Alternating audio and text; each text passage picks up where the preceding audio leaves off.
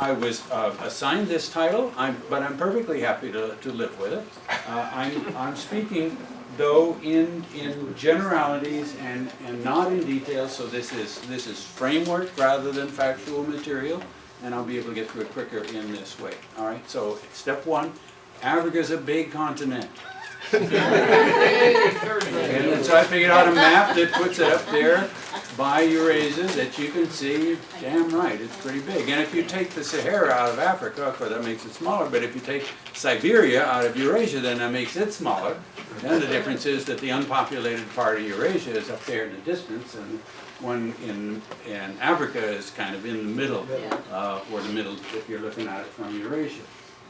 The population is, so it's not just a big place, but population is relatively dense. Okay, so if you look nowadays, you have a billion people on the African continent, but really most of them south of the Sahara. And then you have a billion people plus a little bit in India, and a billion people in China, and working your way up to a billion people in Europe, and then more sparsely populated Central Asia and Southeast Asia. Okay? And I have been working hard to estimate African populations continent-wide as of 1650, and it's coming up 140 million. And so therefore a suggestion that maybe over the long term, this ratio that we have of continental populations nowadays is one that you can take back, not just 500 years and maybe not just 1,000 or 2,000 years. Okay, so I want you to think about the possibility of a relatively densely populated African population where not a lot of early writing systems, not a lot of expensive archaeology been going on, so we don't know that much about all the details early on. But here's the point that I want to make. Well, I've got to make it. Well, I can make it. You can see the same graphic again. But I just want different ways of looking at where Africa fits into the planet or to the Eastern Hemisphere. All right, so we can think of Africa as the Eurasian periphery. When we say Afro-Eurasia, we're really talking about the northern and eastern fringes of Africa. Philippe Bochard did the best job I've ever seen on making the Afro-Eurasian vision extended to cover really a lot of the African continent. But there's one way. Another way is Africa as a world apart. But then there are various kinds of Africa as a world apart, right? That's just a separate place. So you can do the sub-Saharan version. Then you can do the continental version, so the Organization of African Unity does, Africa where the water divides, And on the other hand, if you look at the ecology of northern Africa and look at Arabian Peninsula and the Levant and really Spain or Iberia, this is another place that you could draw the line, right? And so that's to say that when you take Africa as a world apart, there's these kind of three ways of deciding where to draw the line. But then I want to suggest that rather these lines in one way or another define an area which is peculiar because it's the juncture of Eurasia and Africa. All right, so I'm giving it a capital B and calling it Afro-Eurasian borderline. Borderland, there it is. All right, so you can think of the borderland as attached to Eurasia, or as attached to Africa, or as a place all by itself, whose distinctive characteristic is being at the borderland of these two large areas. So that's just surely conceptual, but it's kind of fun to hop back and forth across the different ways of looking at it.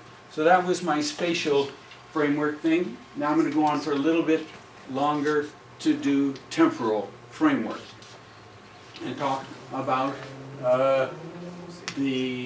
so I start with kind of 70,000 years ago when language really gets going, when Homo sapiens, sapiens, all those ones, really it clearly expands from northeastern Africa to occupy or overwhelm the people in all the other different parts of the African continent, and at the same time moves east across the tropics, getting all the way to New Guinea and Australia by 50,000 years ago.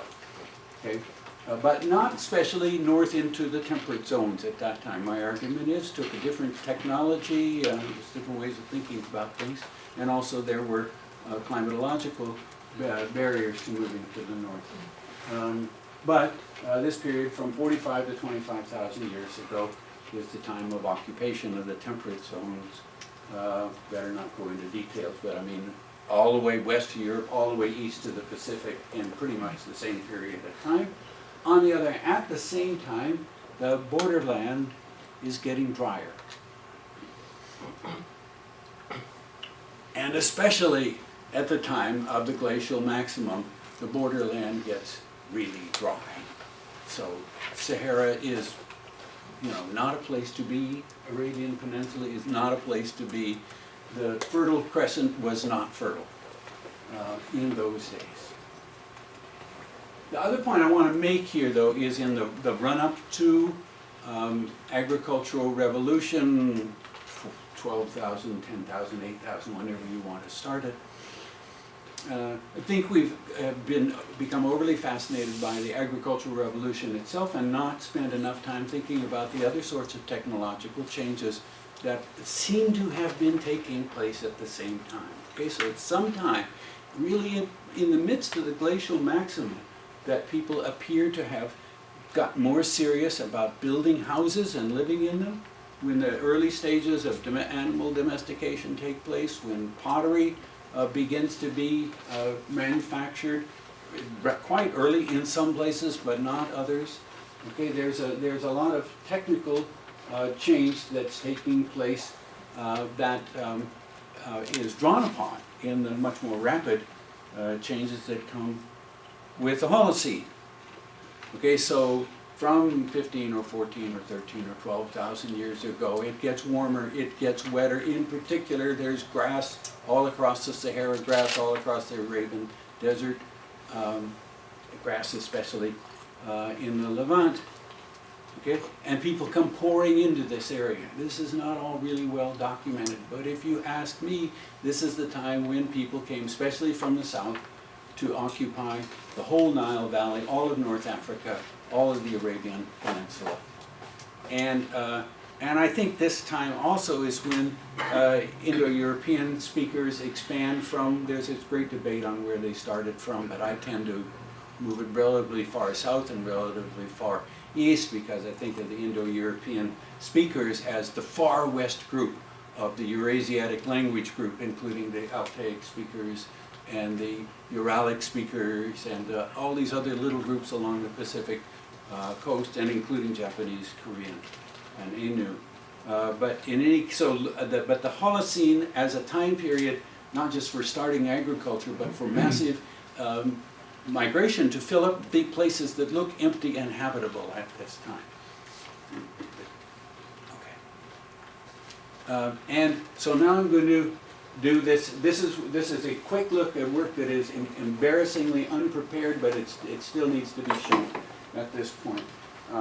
So this is a look at the Afroasiatic languages, and so I've got four main subgroups. So Omotic, North and South, which are right in this area here, and then Cushitic languages, which are this area here, and then the North Eritreic languages, which end up covering all of these languages are related to one another.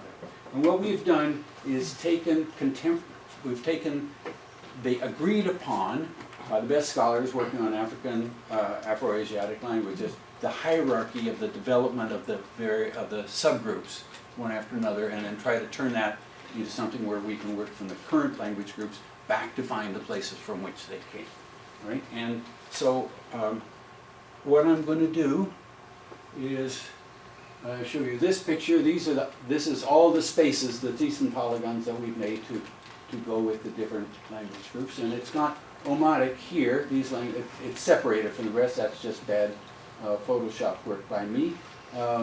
But you see this one little group here amongst the Omotic languages. And then I'm going to go period by period. You can imagine that we're starting at something like 12,000 years ago, and then each one of these slides is another, say, 500 years of change as languages diverge from one another and as people move. And what we're going to see is that people in the Omotic group here move around bit by bit within their group, and in the other parts, the Eritreic part, are moving especially to the north. And so here we're, 10,000, 9,500. And then they spread over to the Chadic area, to what's northern Nigeria now, beginnings of Berber, beginnings of ancient Egyptian. The part right here, this will be the beginnings of the Semitic languages, and then there's a South Semitic group that shows up fairly early on, and then further expansion, and this as far as we got. According to the way we have things set up, the other Semitic languages don't show up until the next step later on. But the argument here is that this is, according to the linguistic information, the picture of a rapid and thorough migration from this area here, where most of the languages in Afroasiatic still are, to include all of these areas further up. Okay. Now, same time, same place. These are all the food crops that are developed throughout this area. Okay, so teff and millet are especially on the African side. So is sorghum. Wheat obviously is on the northern side. The animals come more from Asia than from Africa, but some from each. If you think about religious visions, okay, so much comes out of Semitic language tradition.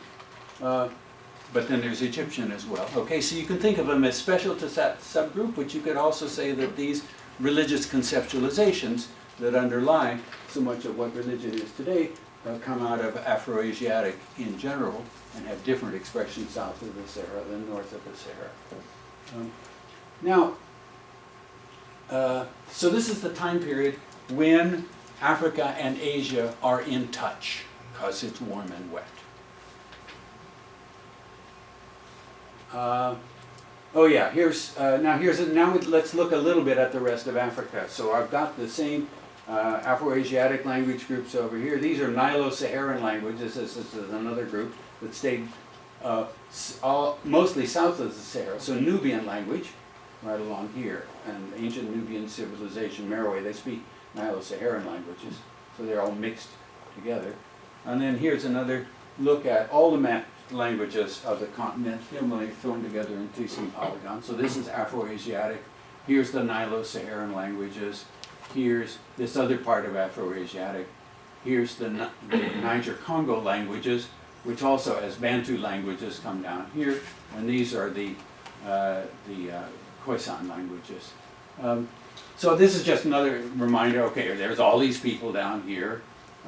There was a major migration that took place starting about 5,000 years ago. Okay, so you want to think about the Bantu migratory expansion in the same chronological framework as all the stuff we spent a lot of time talking about in Mesopotamia. Now, this is the time period 2,500 to 5,000 years ago in which it gets dry again, in which the Asian side and the African side get harder to contact one another.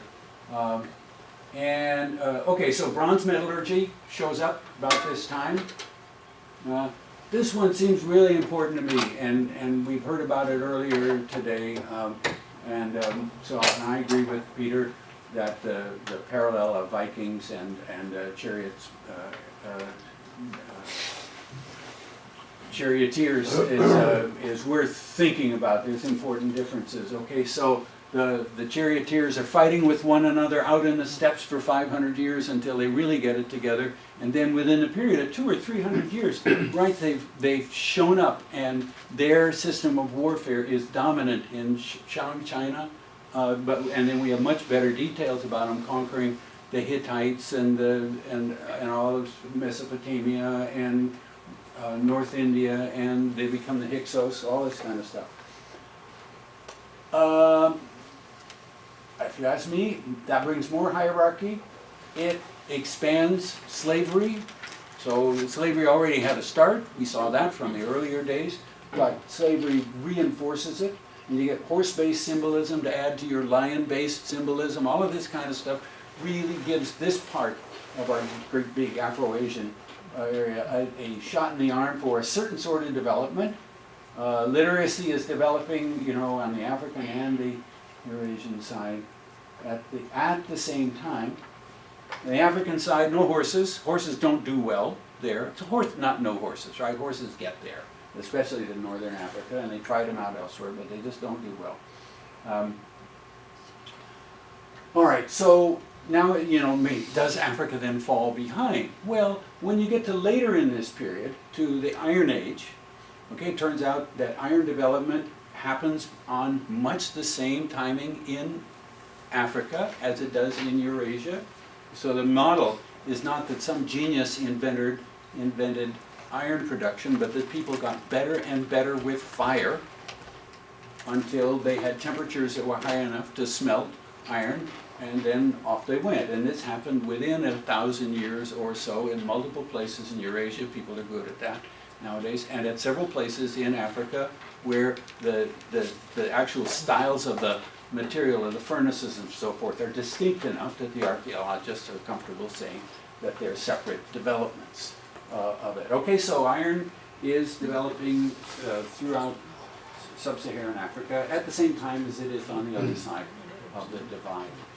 But just no doubt about it, hierarchy does not develop in Africa the way it does. Even when I do a comparison of cities that had minimal hierarchy, I get the Harappans way early over in India, and Geni-Geno, which is well documented in this way, but only at the end of the first millennium or the beginning of the second millennium CE.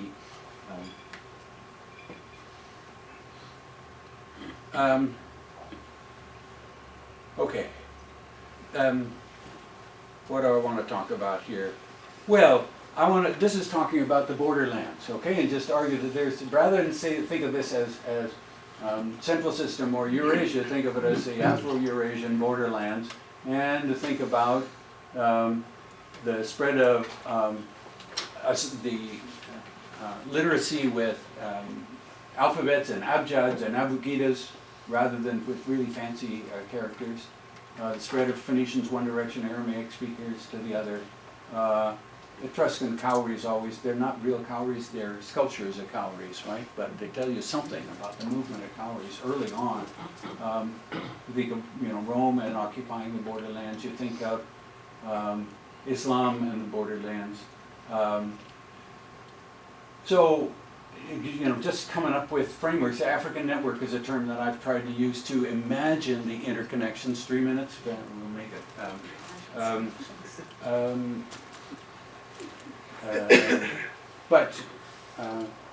There's no Silk Road in sub-Saharan Africa. But there you can trace, by tracing material culture as it's developed in one corner of the continent and moved to another corner of the continent, you see things go in all directions. Whether they come from within the continent or from outside. Crusades are a last point that they really occupy the whole terrain all across the Mediterranean and the Red Sea. It's the same wars between Christians and Muslims. One last shot at it, and this is areas of dense population and heavy construction suddenly get really quiet about 1350. Yeah, that shows up as far down as Zimbabwe and over as far as Ife and Ghana and so forth. I'm not going to try to theorize that. I try to think about different sorts of changes. I do think we should have been talking a little more about slavery today. It's interesting. And there I am back with the think piece again. Thank you.